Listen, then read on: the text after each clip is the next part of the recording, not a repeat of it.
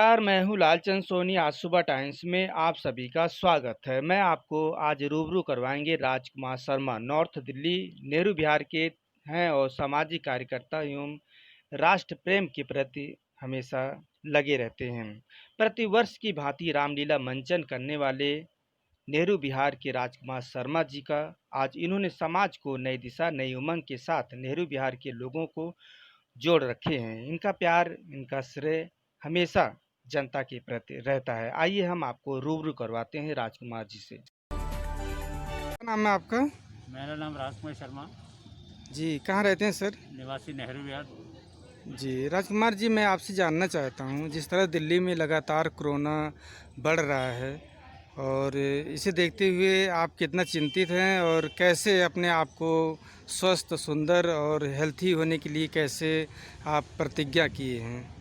आप सभी जानते हैं कि जब से लॉकडाउन खुला है, हुँ, तब से जो वायरस कोरोना की महामारी है और ज़्यादा तेज़ी से फैली है, जिस कारण लोगों को पहले से दोगुनी तिगुनी दिक्कत हो रही है। पेशेंट और बढ़ रहे हैं, मौतों का आंकड़ा भी बढ़ रहा है। और जहाँ तक सामान्य जन की बात है, सामान्य जन ना घर में बैठ सकता है, ना काम काज पे जा सकता है। हुँ, काम पे जाता है तो बीमारियां घेरने का कारण बनती हैं। भीड़ है मार्केटों में, हर जगह लोग अपने अपने घरों से बाहर निकले हुए हैं, तो ये सारे कारण हैं। और दिल्ली सरकार के जो हॉस्पिटल हैं, वहाँ पे उन लोगों को जगह नहीं मिलती। वैसे कह रहे हैं कि हॉस्पिटल खाली हैं, वहाँ पे बेड खाली हैं, लेकिन जब पेशेंट जाता है वहाँ पे कोरोना का, तो उसको वहाँ पे जगह नहीं मिलती थी। ये बहुत चिंतन के विषय हैं। दिल्ली सरकार को और प्रयास करना चाहिए कि मेडिकल सुविधाएँ जो हैं और अच्छी हों, जिससे लोगों को किसी प्रकार की दिक्कत ना हो। हालांकि दिल्ली का पूरा इस वक्त जनमानस जो है वो वायरस कोरोना से बिल्कुल अच्छी तरह जूझने का प्रयास कर रहा है, चाहे दिल्ली पुलिस के लोग हों, डॉक्टर हों। और हमारे तिमारपुर क्षेत्र में भी थाना प्रभारी सुरेश कुमार जी के प्रयासों से दिल्ली पुलिस के लोग नेहरू विहार में भी बहुत अच्छी मेहनत कर रहे हैं। हालांकि मैं अभी पिछले कुछ दिनों में नेहरू विहार में कुछ लोग जो है वायरस कोरोना ने अपनी चपेट में लिया और 3-4 लोगों का देहांत भी इसी वजह से हो गया। तो फिर भी प्रयास जारी है। मेरा तो यही निवेदन है लोगों से कि जब भी आप घर से निकलें बाहर, मास्क लगा कर निकलें, अपना चेहरा ढकें, और जब घर में जाएं तो हाथ मुंह जो है सैनिटाइज़र से धोएं, साबुन से धोएं, जिससे कि हम बीमारी को जितना हो सके दूर रखें और खुद भी बीमारी से ग्रसित ना हों और लोगों को भी बीमारी से बचाएं। मैं इतना ही कहना चाहता हूँ। जी, तो यहाँ कितना केस हो गया आपके नज़र में? नेहरू विहार में कम से कम 16-17 केस तो अभी हमारे जो संज्ञान में आया है। हुँ, और उसमें से 3-4 लोगों का तो देहांत भी हो गया। जी, एक हमारे श्रीपाल यादव थे, 2-3 और थे जिनका इस वायरस बीमारी के कारण जो है देहांत हुआ है। बहुत दुख की घटना हुई है हमारे नेहरू विहार। पहले तो इतना नहीं था, लेकिन पिछले कुछ दिनों से अचानक बहुत तेज़ी से ये जो है वायरस कोरोना के पेशेंट जो है नेहरू विहार में बढ़े हैं। जी, इससे चलते-चलते आप क्या बताना चाहते हैं? जिस तरह से और लोगों को स्वस्थ और सुंदर रहने के लिए क्या-क्या यूज़ करना चाहिए? जिस तरह से भारत सरकार लगातार जो है स्वास्थ्य मंत्रालय गाइडलाइन करती है कि आप काढ़ा पीजिए, आप जो है हमेशा जो है एक दूसरे व्यक्ति के 3 मीटर की दूरी पे, 3 फीट की दूरी पे आप रहिए।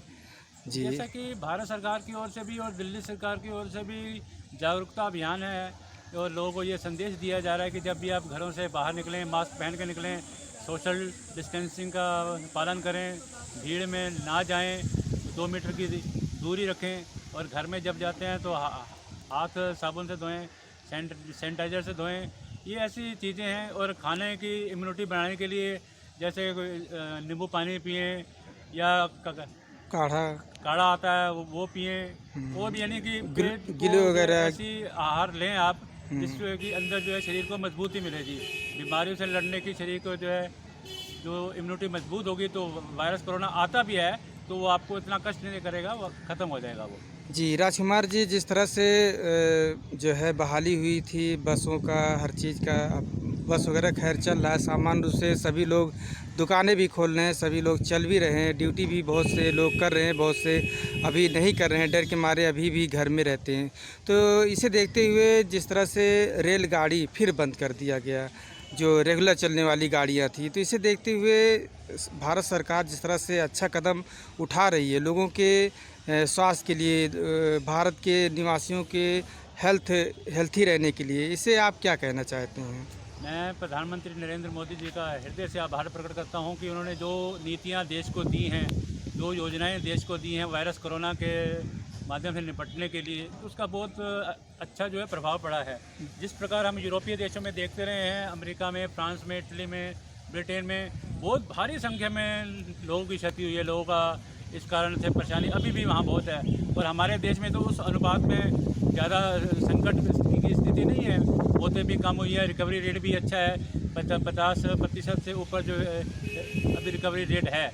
लेकिन फिर भी आज हमारे सांसद क्षेत्र के मनोज तिवारी भी जो है अपने कार्यकर्ताओं के माध्यम से जनता को जागरूक करने का प्रयास कर रहे हैं। आज शाम को 5 बजे एक वर्चुअल रैली है विधानसभा की तिमारपुर की, तो वो भी कार्यकर्ताओं के माध्यम से ये क्षेत्र के जनमानस को ये समझाने का प्रयास कर रहे हैं कि आप ज़्यादा से ज़्यादा वायरस कोरोना से, क्योंकि इसके बिना जीवन जो हमें इसके साथ ही चलना पड़ेगा आगे भी संकट जो है कम नहीं होने वाला है, तो इसके साथ जीने की आदत हमारे को डालनी पड़ेगी।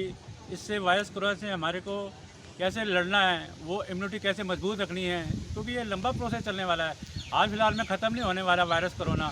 तो मनोज तिवारी जी भी अपने कार्यकर्ताओं के माध्यम से जनता के बीच इस बात को आज रखने वाले हैं शाम को 5 बजे। तो हम तो प्रधानमंत्री जी के आभार हैं जिन्होंने सबसे पहले देश में लॉकडाउन लगाया और कोरोना वायरस को नियंत्रण में लेने का सबसे सुंदर प्रयास जो है अगर पूरे विश्व में कहीं हुआ है तो हमारे हिंदुस्तान में ही हुआ है। जी, राजकुमार जी, जिस तरह से कोरोना ने जो है पूरा भारत की सांस्कृतिक ही मिटा डाला है, हाथ मिलाना, लोगों के जो है गले मिलना, ये सब अब बहुत लाखों दूर कोस दूर चला गया है। इसे देखते हुए कहीं ना कहीं लोगों में डर बसा हुआ है। ये हकीकत है कि पहले जब हम कहीं भी मिलते थे तो हाथ मिलाते थे, गले मिलते थे। आजकल वो परंपरा जो है वायरस कोरोना ने समाप्त कर दी है।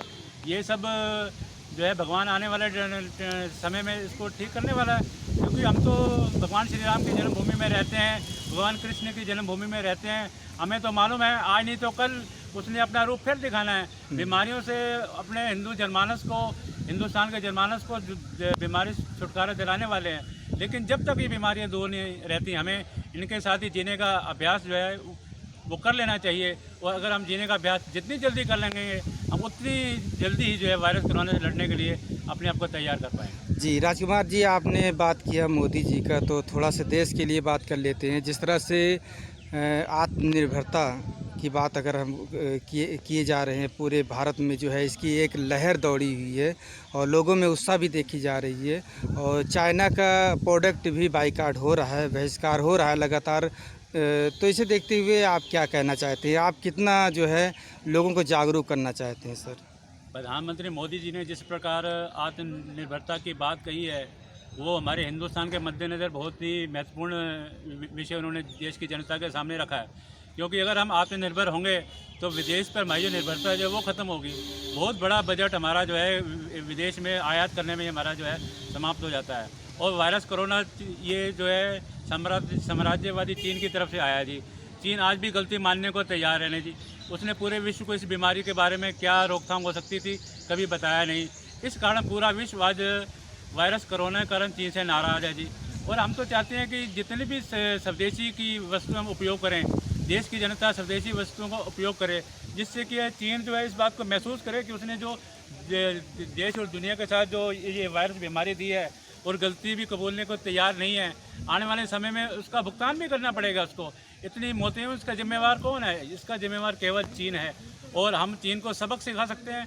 जिस प्रकार अभी पिछले कुछ दिनों भारत चीन लद्दाख के बॉर्डर के ऊपर चीन ने हिंसक कार्रवाई को अंजाम दिया है, आने वाले समय में हमारा देश इस बात के लिए तैयार है कि अब चीन की किसी भी कार्रवाई का जवाब देने में हम बिल्कुल तैयार रहने वाले हैं, सक्षम हैं, तैयार हैं। और हमारे रक्षा मंत्री राजनाथ सिंह जी ने फौजों को खुली छोड़ दी थी है कि जब भी कोई ऐसी बात होती है उसका तुरंत बिना पूछे जवाब दिया जाए जी। तो ये बहुत बड़ा स्टेप है। भारत सरकार के गृह मंत्रालय ने भी ये एडवाइजरी जारी करने का भी सोच रहे हैं कि देश में जो चाइनीज़ उत्पादक सामान है उसका कहीं ना कहीं देश की जनता जो है उसको इग्नोर करे और जो स्वदेशी वस्तुएं हैं उनका जो है उपयोग करे, जिससे कि हमारा बजट भी अपना विदेश ना जाए। उस बजट को हम देश की गरीब जनता के लिए इस्तेमाल करें। लोगों को खाने पीने की जो दिक्कत आ रही है, हालांकि प्रधानमंत्री मोदी जी ने 2-3 बार देश की जनता के लिए जो अपना पैसों के लिए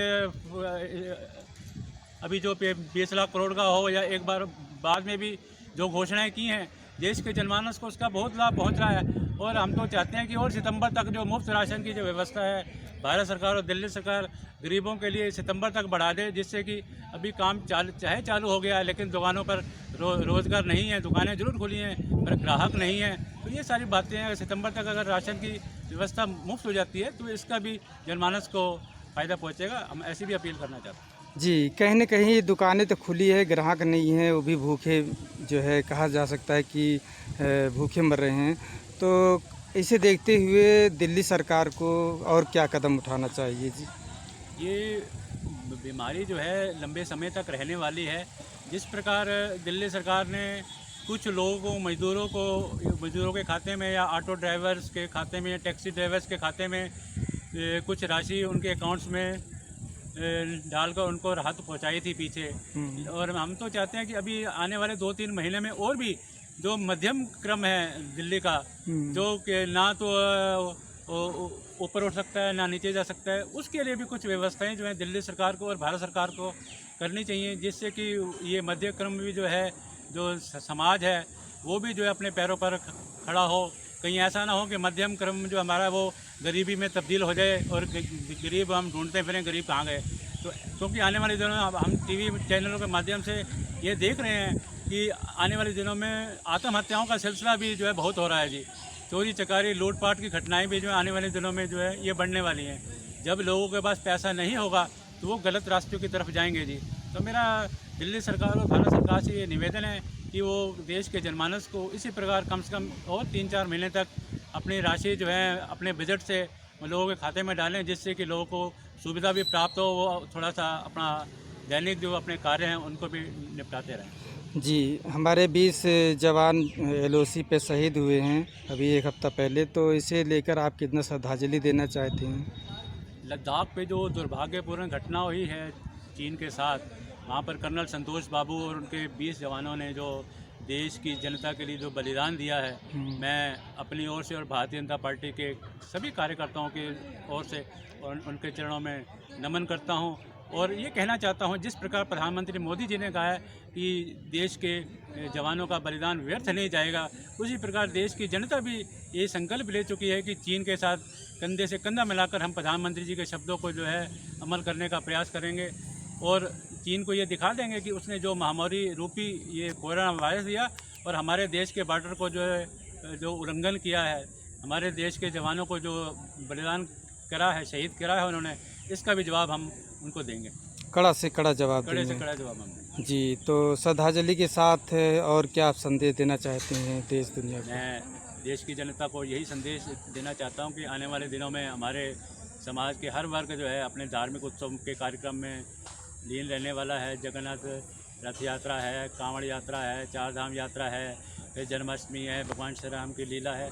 ये सारे त्यौहार जो है बहुत नज़दीक आने वाले हैं, तो इनको कम से कम संख्या में मनाने का प्रयास करें और जिस प्रकार भारत सरकार या दिल्ली सरकार निर्देश दें, उनके निर्देशों के अनुरूप ही हम इनका सबका संचालन करें। जिस प्रकार के भी आदेश होते हैं उन्हीं आदेशों के साथ हम उनका पालन करें, तो ये कोरोना वायरस को हम आने वाले समय में हम नियंत्रित करेंगे। जिस प्रकार प्रधानमंत्री मोदी जी ने सबसे पहले इस बीमारी को नियंत्रण किया है, वो पूरे विश्व में सबसे कम नुकसान अगर किसी को हुआ है तो हमारे देश को हुआ है। हालांकि आबादी के लिहाज से हम विश्व में दूसरे नंबर पर हैं, लेकिन हमें नुकसान बहुत कम हुआ है।